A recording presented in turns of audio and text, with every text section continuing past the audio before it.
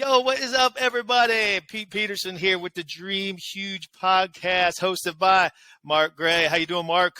Good, Pete. How are you? Good. Excellent, man. I got my noise cancellation on now, so we are coming through loud and clear. JP, John Pavlansky, how are you, sir? I'm doing well, Pete. Excited to talk some real estate, man. Yeah, excited for this one today. Folks, we love to share success stories from huge dreamers, folks in the real estate business, entrepreneurs, movers, shakers, influencers, and more. And hopefully these interviews and stories will help to motivate and inspire you to dream huge. And today, folks, we are talking real estate. We are with my man, CJ Calio. How you doing, CJ? I'm doing great. Love the energy, guys. Thanks for having me on. Good, man. Yes, thank you very much. Yeah, we always bring that positive energy here in the Dream Huge podcast. Excited to talk to you and just share some of your real estate investing knowledge with some of our listeners today. So the first line in your biography really jumped out to me, CJ. It says, if you are a newbie when it comes to investing and looking to break into real estate, then CJ Calio is your guy. So why are you the guy? Enlighten us. That's an interesting line, and I'm pretty sure my wife wrote it, so I'll give her the props and shout out for that. There you go. The reality is real estate wasn't always my thing. So my story, if I were to rewind back 9 years ago, is where all this opportunity started. And prior to getting into real estate and doing what I do today and being successful at it, I was a UPS driver. So I was that guy in that brown truck dropping off your goodies throughout the year. And then that special time of year during Christmas, we call it peak. I was that guy working till midnight. And that's where my story started. So up until that point, UPS, the profession, the pay, the benefits were amazing. I was so content with life.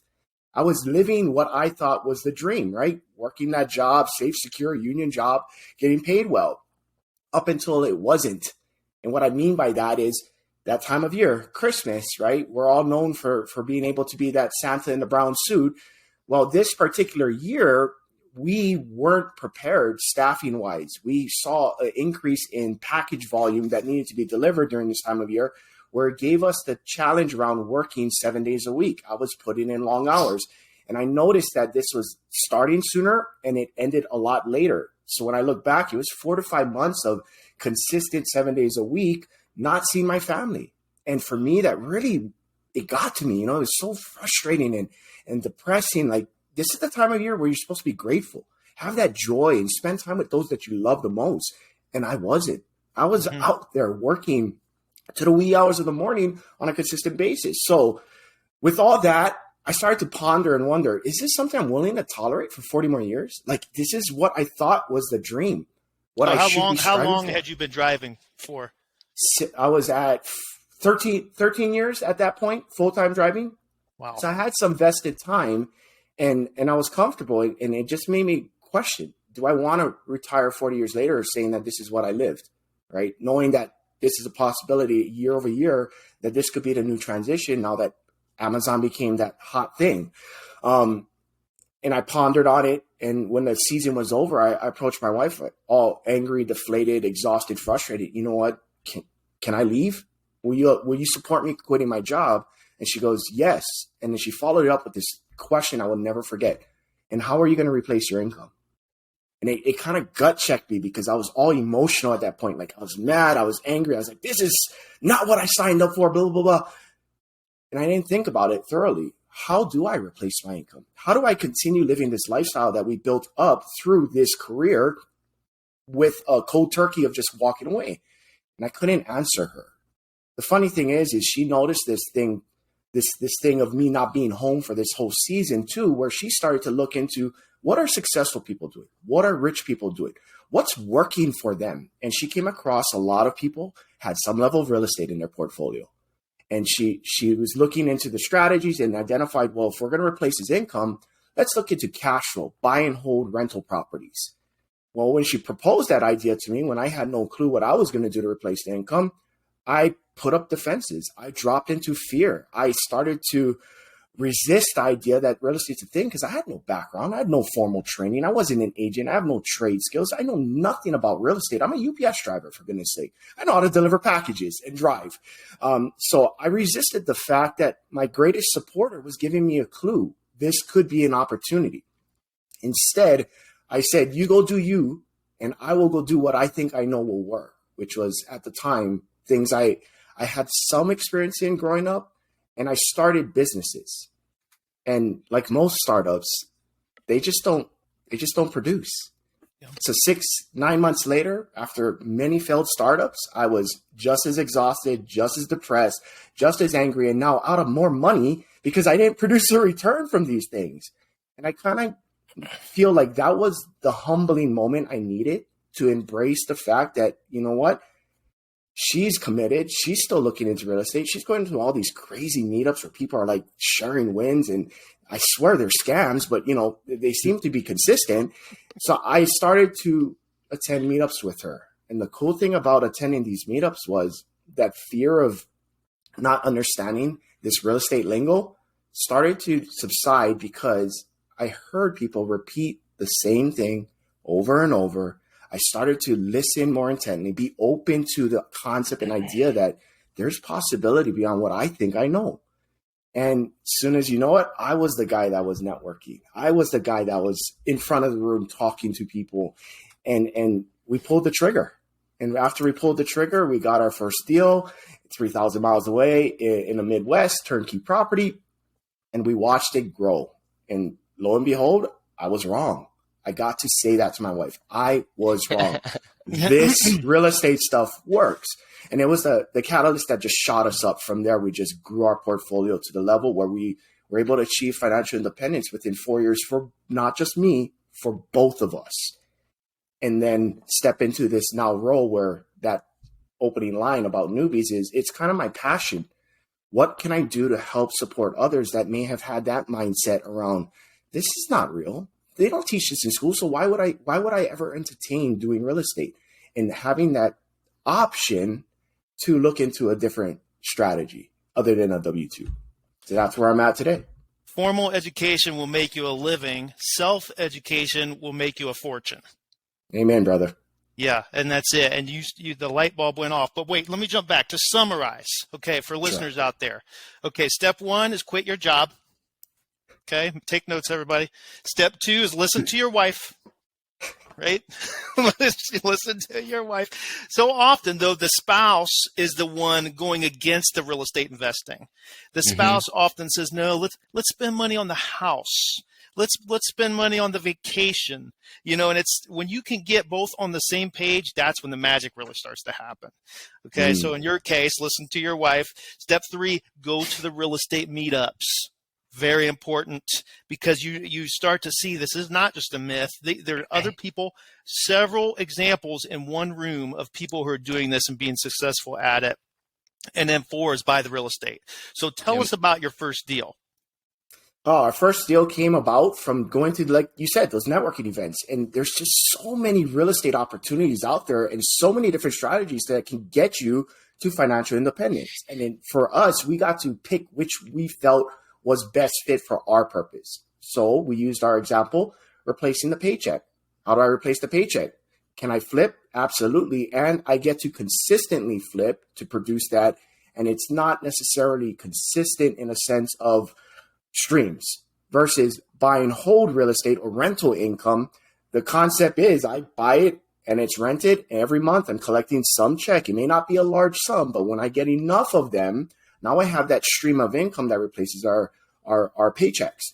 That was a strategy we picked. And from there, being at the time living in Hawaii, a lot of rental properties do not make sense in that market. It's a very high appreciating market, more designed for flipping. So we got to test our resolve around seeking properties out in the Midwest or in other areas where cash flow was more prominent. We found our network and our markets through others who were already doing it. So just like what you said, Pete, there's people doing this stuff already. And I just had to be open to that concept that there is a property out there for me that can produce the streams of income. And after speaking with people and identifying a few markets, we picked one and we ended up going with a turnkey provider because we didn't know, we didn't have the team, we didn't have the understanding or foresight of what we could do with the property. So we wanted to buy something that was already performing. And that's what we chosen to do. We bought a turnkey property. Okay, so tell us about the what type of property was it? How did you finance it? What did that look like?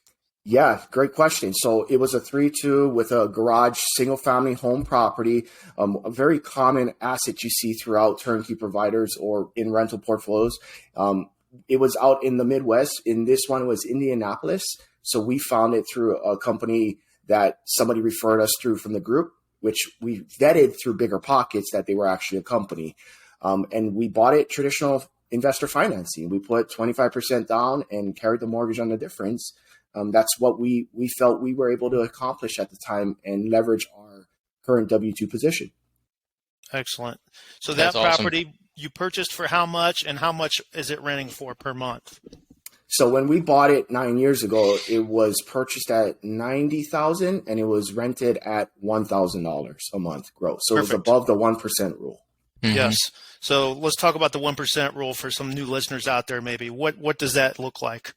Yeah, so in theory, you're looking to see what the property, what you're buying the property at, and the gross rent should equal 1%. So the simple math is $100,000 property should rent for $1,000, which calculation-wise should provide cash flow with you. Depending on how you want to run your numbers, you should be positive. And that's something that was attainable 9 years ago, and it's a little bit more challenging nowadays, yet still possible if you're able to find the right deal. Okay. 100%. 100% still possible. And CJ, I did something super similar for my first property too. I got a turnkey duplex. Put the money down to a conventional loan. So I really enjoy that. A lot of people kind of even get scared from investing because they see all these different ways to invest, the seller financings, the sub-2s, and they're like, they get overwhelmed almost. So I like that you explain that you got a turnkey property first. It doesn't always have to be a big hitter where you're making $1,000 cash flow. It can be a little guy first, and add those up, and then go for the big hitters once you have a little bit of experience. So I really enjoy that. Awesome. So what does your portfolio look like today, and how do you scale from a single family up into financial independence? Yeah, so we grew our portfolio from one door to a large number of 90 in a span of 3.5 years, and then we stabilized. So we call it stabilization in what we do, where we make sure it's not how much you make, it's how much you keep. And in this business, rental income is consistent. However, there's still opportunities for evictions, turnovers, vacancies, and things that people may not be aware of or account for because marketing and promotion wise, salespeople want to highlight the good. And we like to bring up that there's equally just enough opportunity to learn and grow through some of these scenarios of keeping the cash flow. So we worked on a year of stabilization, which gave us more confidence in our portfolio's strength. The funny thing is 90 doors is a lot of doors to manage. And that's my wife's wheelhouse. She's the back office gal. She's the money gal. I get to ask for an allowance. So she was getting overwhelmed, which after achieving that financial independence, that wasn't my purpose for us to be overwhelmed, to be stressed out about something that got us there. So the light bulb clicked, like, what can we do to change? What other opportunities are out there that I'm not aware of? And we started to look into the whole monopoly analogy. You buy these greenhouses, right? And you get to a point where you can no longer buy another greenhouse. You get to trade up for a red hotel. And as we got to that mindset around that, we looked into commercial real estate. And in our commercial real estate, we're now focused in on the traditional commercial, retail, office, medical, government, warehouse, industrial type of assets. And we started to take apart our portfolio and execute what's called a 1031 exchange. And it allowed us to take those gains that we made over the years of holding while people paid down our debt. So we had that debt equity in there. We bundled it up, sold off a bunch, rolled it up into larger assets. And from that point forward, we got just as much, if not more, cash flow from this one asset while utilizing what we've already achieved and acquired as our vessel to purchase. And it just started the domino effect. So we started taking apart our portfolio, and I believe we're at the point where we're at 10 commercial assets today. Beautiful. Wow. So are your commercial assets spread across the nation as well, or do you focus in certain markets on those? Yeah, it's still in the Midwest. We've pivoted from Indy to Kansas City. We built a very solid team. We understand the market. We have a really good commercial crew team, our core team, where we have good agents, property managers, lenders, and contractors, and we work around that. And we are diverse in a sense of different areas in the Kansas City, Missouri market. Excellent. And you still live in sunny Hawaii? We just moved and relocated to Reno, Nevada 9 months ago. Is that right? Yeah. Excellent. Very good. What kind of commercial deals are you doing? Are you doing like retail or office spaces? We have pretty much every gambit of that except for industrial warehouse, which I'm looking into this year. Nice. Yeah. Strip Awesome. malls are something that we found a niche in early on. That was our starting point in. And then we looked into medical. We looked into traditional office and government. We have a few government buildings that, oh man, they're wonderful. Long leases. Oh yeah. Man, that's great. And I see this, I've got some investor clients and friends that have kind of followed the same trend. I haven't gone to the full on commercial side yet, but so often you see this trend, right, guys? You start off with single family, then you do multi, and then you do commercial. And then what's after commercial? I think you buy a professional sports team after that. Sky's the limit at that point. Right, but that's kind of the progression. And because at a point it comes, you're really going after those tax advantages, like you said, that 1031. So tell us a little bit about that. What is that 1031, and how does that work so well with commercial? Yeah, I mean, commercial, you're taking these $100,000 homes and you're looking into $1 million assets, right? So if you're traditionally going to fund one of these deals, you get to find 25, 30, sometimes 40% down, depending on the occupancy or vacancy rate of the asset. So if you buy in a single tenant building that has nothing in there, you're probably putting 40, sometimes 50% down at this point with today's market, which means if you're buying $1 million asset, you get to come up with $500,000 cash. And most people don't have that just sitting in their checking account. And if they do, I'd question them, why aren't you investing in real estate already? But having the 500,000 in, say, a portfolio of $100,000 homes, maybe in that time frame, you were able to pay off your debt and you own it free and clear. Now you got 5 homes at $100,000 value. You can take that debt equity, sell it off, defer the gains you may have made on it into a larger asset, and still be able to what we call scale. Like, I want not just my cash flow to increase, but my net worth to increase. And $500,000 homes is great. That's $500,000. But if I'm buying this $1 million asset, I've just doubled my worth. And when I get to that level and knock down that debt or scale from that point forward, what do I go into next? A 4 million, a 10 million, a 20 million? And that's how the rich continue to get rich, in my opinion, is that they leverage what's available that most of the public doesn't spend the time to understand. Yeah. Mm-hmm. That's how you can really leverage, and it's unlimited. I think for me and some folks who are maybe trying to get started in commercial, what's tough is you're a little bit less. You can be less diversified if it depends on the size of your portfolio and the size of your bank account, really. But if I'm trading, say, like you said, 10 residential units for one commercial unit, and then my one commercial unit goes vacant, that's kind of what has scared me in the past. But if you're able to start with 90, like you have, residential, and then trade 10 for one, you're still spreading your risk. You can weather the storm when that one commercial goes vacant, right? Or like you said, if you've got a commercial strip mall, you're still able to weather the storm a little bit. If you have 4 commercial units in one instead of, say, a standalone fast food franchise or something else of that nature, where it's a commercial with one tenant. Do you have any single tenant commercial properties? Yes, I have 3, and I'm working on one I bought it 100% vacant, and I'm using the value add play in this, where I've acquired it at such a good price that as soon as I get it leased up, which I'm projecting out 2 years to lease, so I get to calculate that holding time into my overall acquisition price and all-in amount, and be able to project out what it could be worth in a 2-year span once I get it executed. Once I get the lease executed, it's going to be one of those home run type of burr properties where Awesome. you value add. Yeah.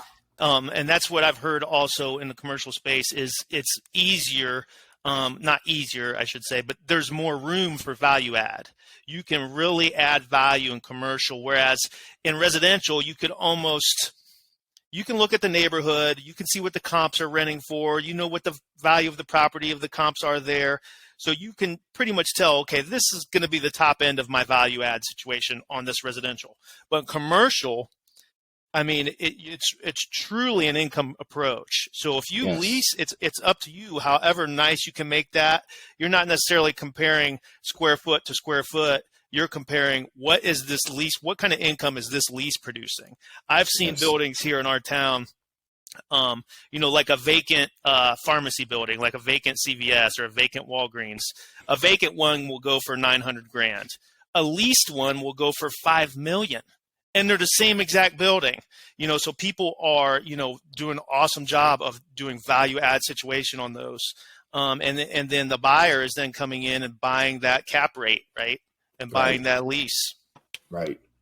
Yeah. And there's a lot less emotion, in my opinion, in commercial. Residential, what I noticed with myself and with those that we work with is that there's a lot of emotion that goes involved. I won't rent this house because it's not quartz countertops or it's not stainless steel appliances, right? And then now they have this mindset it needs to look a certain way. In the commercial, it's just simply math for the most part. Does it or does it not make financial sense? And at what price point are you able to acquire it and still get your strategy or your goal?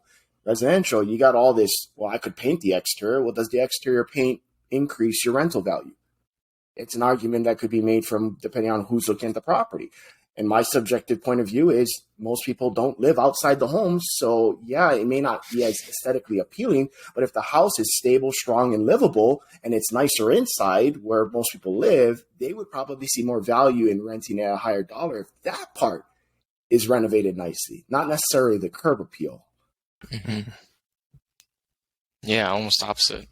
And CJ, I want to go back a little bit too, because I think a lot of the time for listeners that are trying to get started and these newbies, just hearing that you really got started by going to meetups.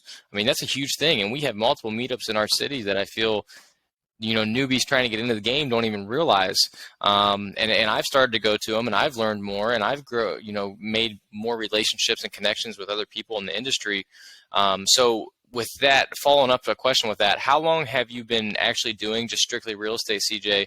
And how long did it take you from going to the startups to actually buying that first deal that you told us about? Yeah, so 9 years in real estate this year. It took me about 3 months to pull the trigger after I got into a networking space. So maybe the journey started about 10 years ago, and that 6 to 9 months was my window of trying startups that didn't work. And then I stepped into the real estate space, and within a 3-month span, I was like, you know what, let's do this. When is the best time to buy in real estate? 20 years ago. When's the next best time? Today, now. So that was what I took. And I'm like, you know what? I know enough to do, and let me create a result that I can then reference to what I think I know and confirm, or man, that didn't work. So what could I do differently? And coming from this mindset that I cannot fail, I can only learn and grow. And it requires me to take action. Because if I don't, I will be like some of those people we still know to today that I met same time as me, wanting the same thing as I want, 10 years later, asking, when should I start? Like now. So our company's acronym is WNN, and it stands for Why Not Now? Because I found myself when I started asking that question to everybody that asked me, when should I start? Why not now? It's not going to be a perfect time, and you still can get started. So go, take action. I love that, man. I love that. And the listeners, did you hear that? He started going to meetups. 3 months he bought his first deal. 9 years later, he's sitting on 90 units. And all it took was some action. So, why not now? It's tough, and it's easier said than done. I think, and we being in the business, we are constantly preaching this, and so many people are so quick to knock it down with all the excuses. Mark had a similar experience at his previous job where he would preach until he was blue in the face about real estate, so much so that his coworkers would say, Mark, just shut up about real estate. We don't care, right? And Mark is well on his way as well. Am I getting that right, Mark? Was it something like that? Yeah, it was very similar. He was like, dude, can we just stop talking about real estate and talk about something else? And you said, hey, dude, just why not now? Okay, so I got to ask you. So 9 years in, you started with a $90,000 property. What is your total portfolio worth right now? Somewhere hovering around 12 to 15 mil. It's awesome. So that's just to put it in perspective for listeners out there. 9 years of investing, reinvesting, burring, working residential, adding value. I'm sure you added value across plenty of residential as well, and then switching that and leveling up to commercial as well to 12 to 15 million as of today. That's awesome, CJ. So, we're definitely going to have to stay in touch because you never know. You like the Midwest. You keep mentioning the Midwest. Guess what, baby? We are in the heart of the Midwest, Mansfield, Ohio. So you never know. We work with investors all over the country. And a good friend of mine actually moved here from Oregon. He started off at 0 and now has 150 units. And he actually moved his family here from Oregon, and because he loved what the Midwest had to offer in cash flow, and he could not touch that in his market. And I think that you're sitting there nodding your head yes, and it's the exact same thing. So yeah, for whatever JP and Mark don't buy up, and their portfolios, we'll definitely keep you in mind. But it's always good to network with other investors. Absolutely. We should set up. We do a weekly, well, not weekly, but we do monthly real estate investor meetups as well. But man, it'd be cool to start one of these like nationwide. Mark, Digitally, JP, digitally, Yeah. where we can kind of just pick brains across markets, because I think that would really add value. Right. And Absolutely. JP was talking about meetups, right? And how I got started. And, whatever your take is on COVID, it's opened up the opportunity for you to jump on Zoom calls and online platforms and still be able to network thousands of miles away in different countries and different states. So eliminating those excuses, like Pete was saying, people tend to want to make up excuses on why they can't. Well, focusing on why you can. What was Henry Ford's quote? Whether you think you can or you think you can't, you're right either way. So find that network that you want to tap into, whether it's locally or nationwide, and jump on those calls. CJ, did you write the book yet? No. Have you authored a book yet? No, my wife has it on my list. Yeah. You got to do that, man. It's a really good story. Yeah, I appreciate it. That would be a good seller. Okay, anything else you guys want to touch on? We're coming up against 30 minutes here. I know you guys are all busy. We appreciate your time.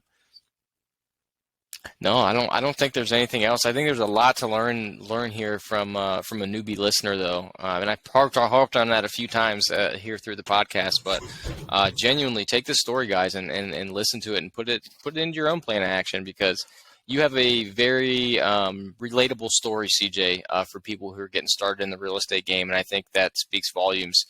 So you as listeners, guys, take this story and take some action. CJ, how old are you? I'm 39. 39. Gotcha. Yes. I was gonna try. I'm doing the math here in my head. See if he's ahead of Christian and Cody or not. You know Christian and Cody from Bigger Pockets? I've heard of the name. I don't know them personally. Or I shouldn't say Bigger Pockets. They were guests on the show. Their website is themultifamilystrategy.com, and their big thing was 20 million in real estate before age 30. 20 million before age 30, but that's two of them. So if you cut that in half, that's only 10 million before age 30. You got 15 before 40. I'd say you might have them beat. Oh. Am I doing my math right? If I knew what I knew when I was 20, what I knew at 30, I'd be at a whole nother level right now, brother. Yeah. Oh, yeah. Well, and it's no competition against each other at all. It's just a talking point for me. It's something for fun. But, what you said, and what's great about it is we aren't competing against each other because it's unlimited. I I will run out of money every single time. Even my investors will run out of money at some point. We cannot buy up everything. There's enough to go around for all of us real estate investors. Even in hot sellers market, you can still find deals. I'm still finding deals in a hot seller's market, still finding cash flowing deals. And I think you can attest to that, CJ. You're nodding your head yes again. Yes. So Speaking my language. awesome stuff. Yeah. So anything you want to touch on, CJ, before we let you go, buddy? Yeah, just the last thing. I mean, we seem to have talked about it a lot, and I'll nail it. Mindset. It's what separates the best from the rest. And if you're working on this is what produces all the money. This is what produces all the opportunity. And if you're consistently working on it, you can only get better. So focus in on this more than the mechanism or the tools or the strategies. This comes first. In my 3 months, that's what kicked off the start. I allowed myself to work here and then apply. Yeah, we see all those books behind you. I was working on it. That's right. Yes. Mm-hmm. You got to apply though. You got to take the action, right? Like you said, WNN, baby. Why not now? Why not now? Okay. All right. Awesome stuff today. Thank you for listening to the Dream Huge podcast with Mark Gray, John Pavlansky, myself, Pete Peterson, and my man, CJ Calio, our new friend, our real estate investing friend out in Nevada now. Yes. By way of Hawaii, hang loose, my man. I actually got married in Hawaii. Wonderful. It's a beautiful back in place. the day. Yeah. So are they still hanging loose out there? Oh, yeah. Okay, good. Love it out there. Beautiful. Do you know Brandon Turner? Well, he's bigger pockets. Can't miss him. And he was on a different island than where I was living. Gotcha. Okay. Excellent. All right, my man CJ. Hey, thank you very much. And listeners and viewers, thank you for watching. Please remember to review, subscribe, and share. And as always, remember the rules. Work hard, never give up, and dream huge. Let's see the guns. Come on, CJ. Oh, yeah. Thank you, man. Hey, we're going to stay in touch, man. Thanks, CJ. Thanks, CJ.